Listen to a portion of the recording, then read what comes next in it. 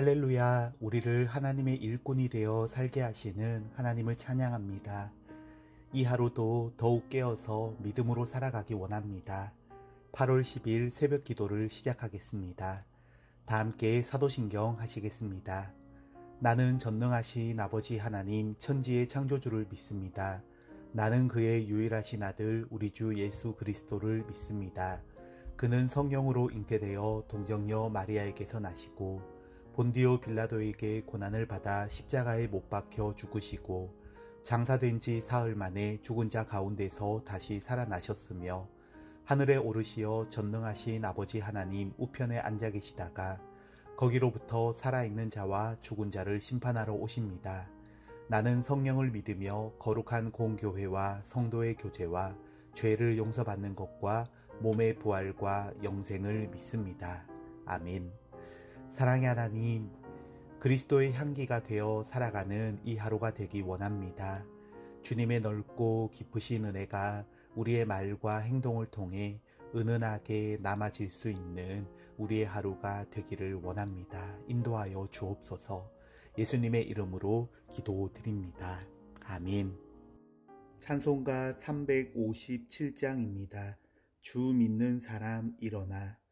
주 믿는 사람 일어나 다 힘을 합하여 이 세상 모든 마귀를 다쳐서 멸하세. 저 앞에 오는 적군을 다 싸워 이겨라. 주 예수 믿는 힘으로 온 세상 이기네. 믿음이 이기네. 믿음이 이기네. 주 예수를 믿음이 온 세상 이기네. 온 인류 마귀 괴물로 큰 죄에 빠지니 진리로 띠를 띠고서 늘 기도 드리세. 참 믿고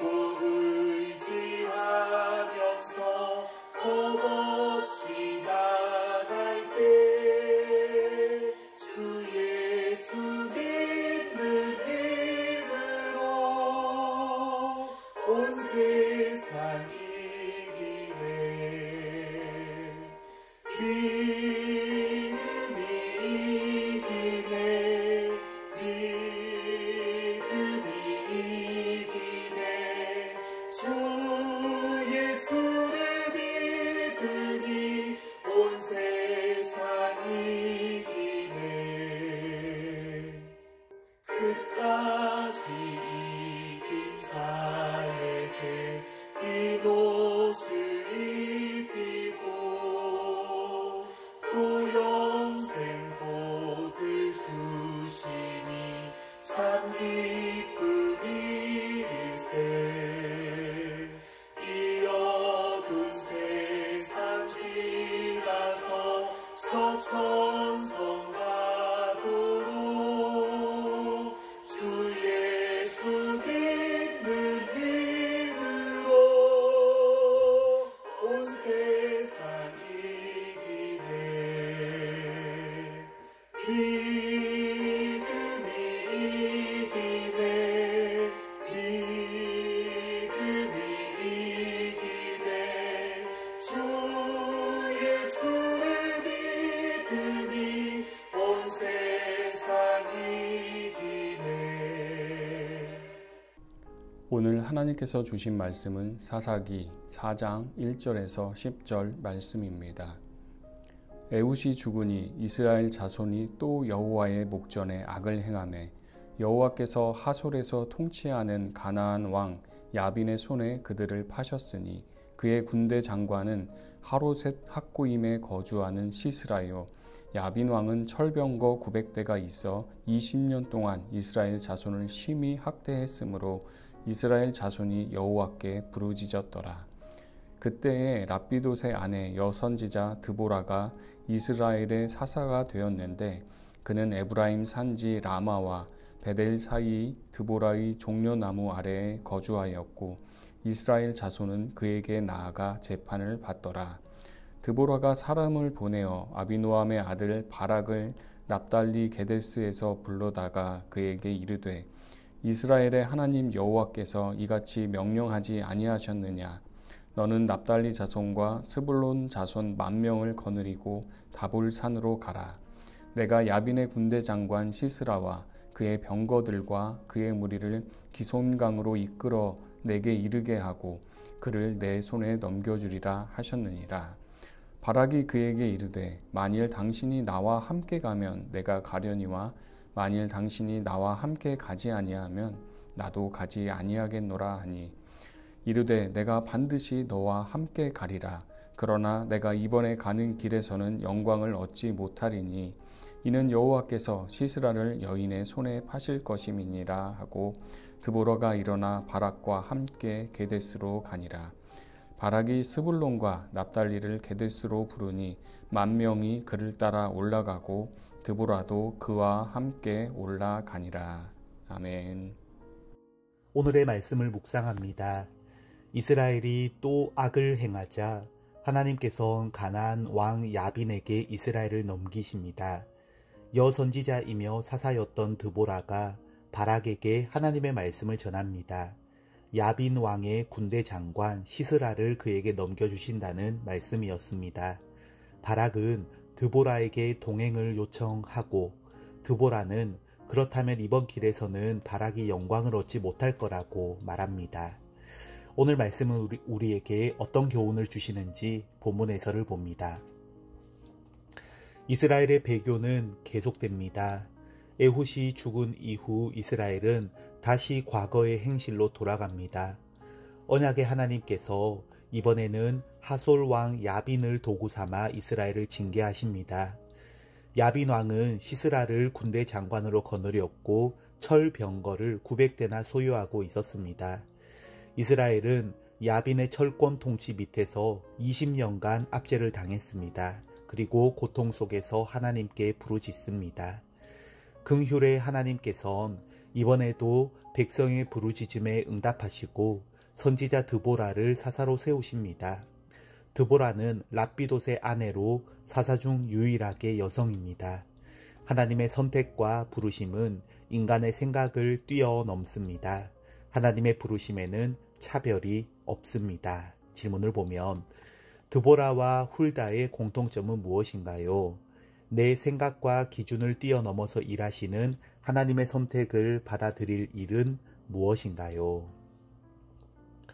사사기 말씀을 보면 참 안타깝고 답답한데 그런데 바로 이것이 하나님 앞에서 나와 우리의 모습이 아닌가 생각하지 않을 수가 없습니다.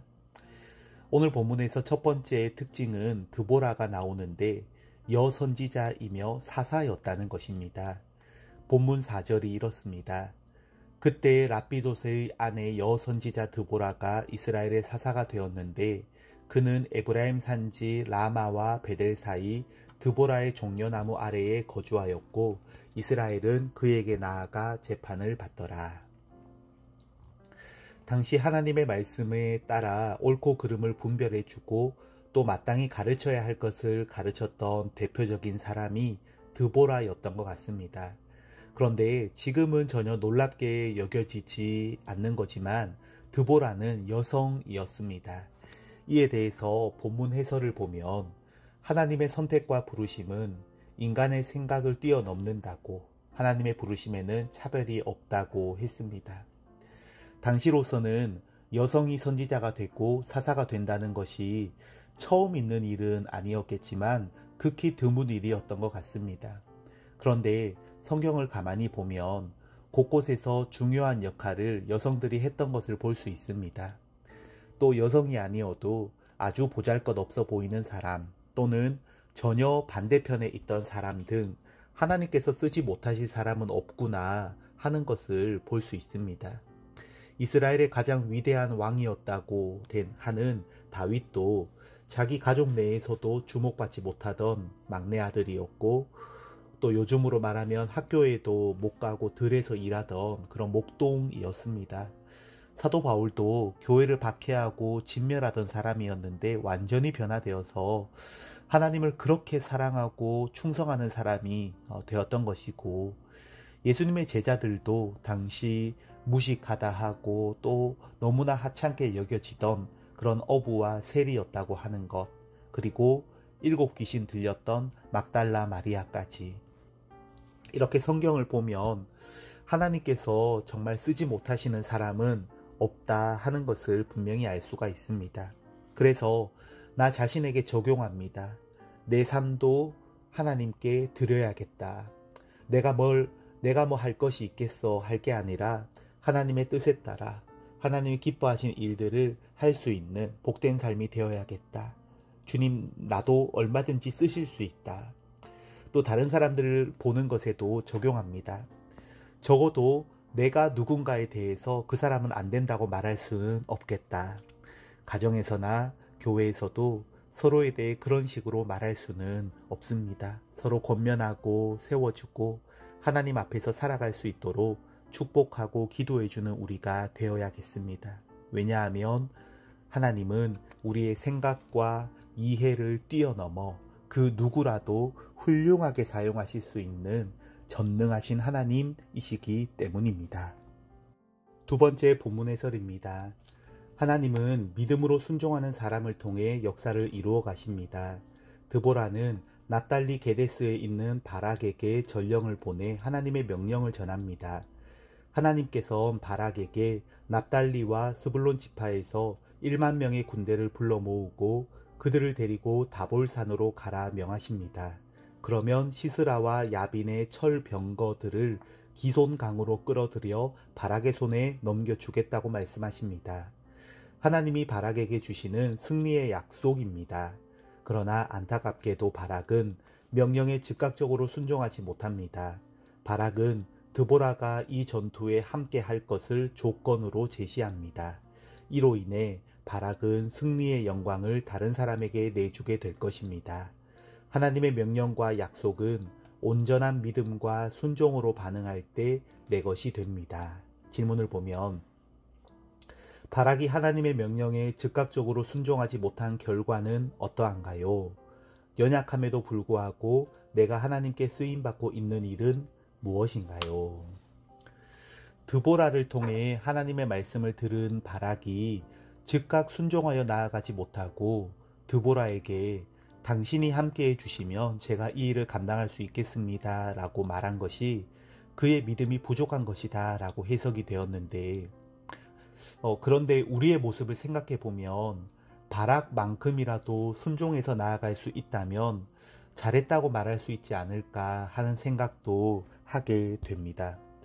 제일 좋은 것은 어떤 조건 달 것이 없이 하나님 말씀에 순종하여 담대하게 나아가는 것입니다. 이것이 제일 좋습니다.